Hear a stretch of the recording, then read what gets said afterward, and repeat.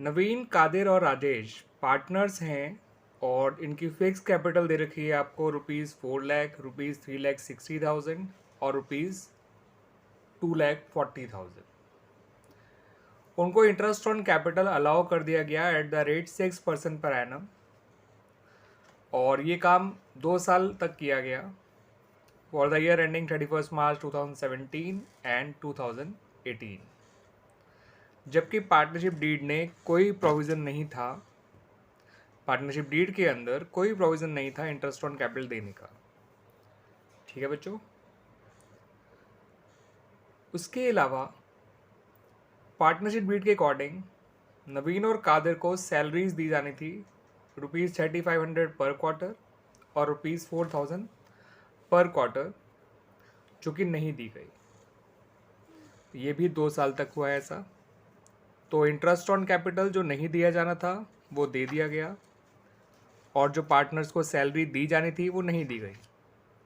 अब आपसे कहा गया है कि आप इन गलतियों को सुधारिए by passing a single adjustment entry. ठीक है बच्चों। एक चीज़ का और ध्यान रखिएगा कि जो 2 साल हैं आपके 31 मार्च 2017 और 31 मार्च 2018, उन दोनों का जो प्रॉफिट शेयरिंग रेशियो है वो 31 मार्च 2017 में एंड होने वाले ईयर का है 3:2:1 और 31 मार्च 18 में एंड होने वाले ईयर का है 5:3:2। ठीक है बच्चों। तो दोनों साल के प्रॉफिट शेयरिंग रेशियो अलग हैं, ध्यान रखिएगा। ये गलतियां 2 साल तक हुई हैं। कैपिटल अकाउंट फिक्स्ड हैं, ये भी ध्यान रखिएगा।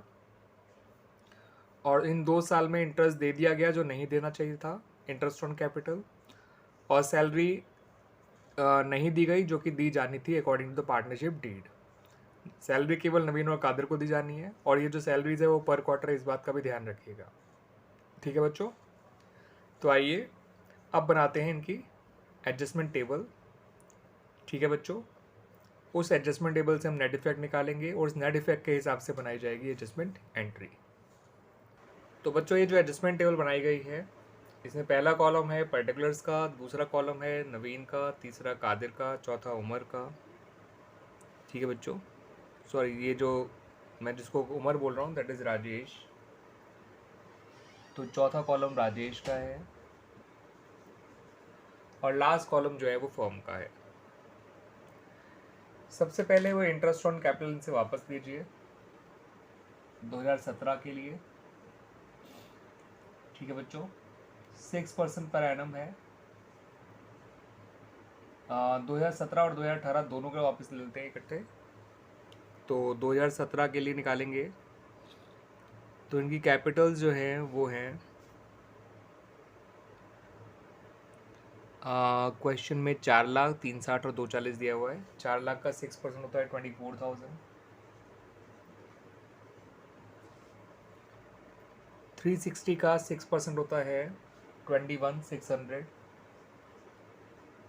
और 240 का 6% होता है 14,400। इन्हें डेबिट करिएगा बिकॉज इंटरेस्ट ऑन कैपिटल से वापस लिया जा रहा है और फर्म को क्रेडिट करिएगा एग्जैक्टली 60,000 से।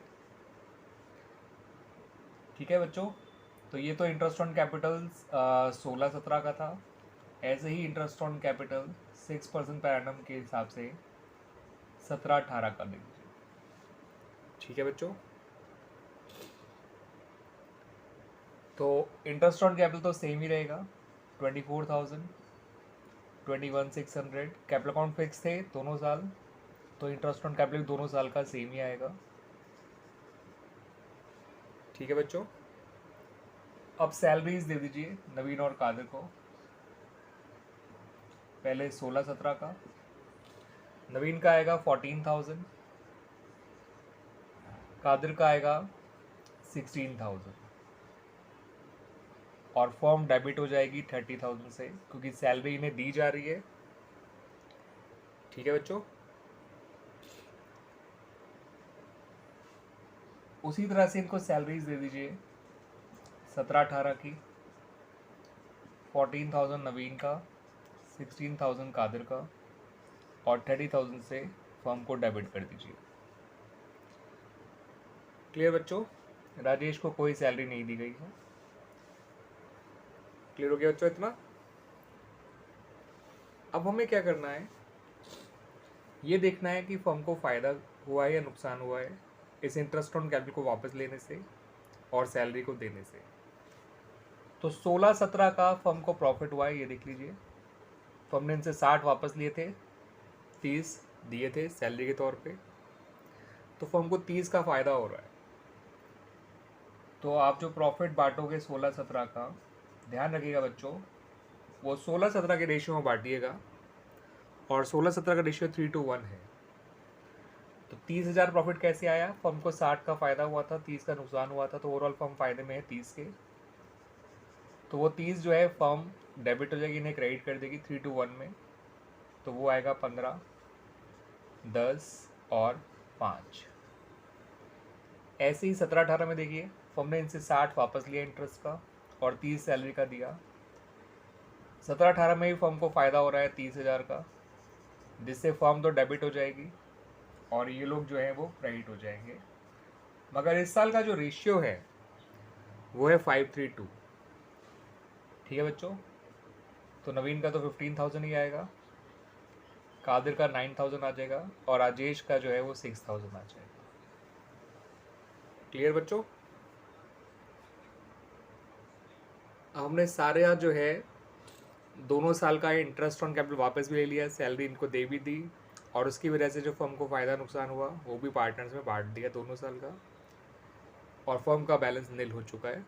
ठीक है, अब हमें करना है नेट इफेक्ट निकालने वाला काम। तो अब निकालते हैं नेट इफेक्ट। फर्म का नेट इफेक्ट तो नील ही आना है बच्चों। नवीन का देखते हैं। नवीन का नेट इफेक्ट आएगा बच्चों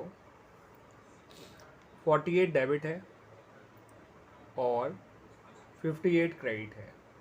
30 और 28 हो गया 58, 58 माइनस 48 दैट इज 10,000। तो नवीन का जो नेट इफेक्ट आया है वो 10,000 क्रेडिट आया है। बात करें कादिर की, 43,200 ये है, 32, 42, 51, 51 में से 43,200 माइनस कर दीजिए, एग्जैक्टली आपका आंसर आएगा 8,800 क्रेडिट।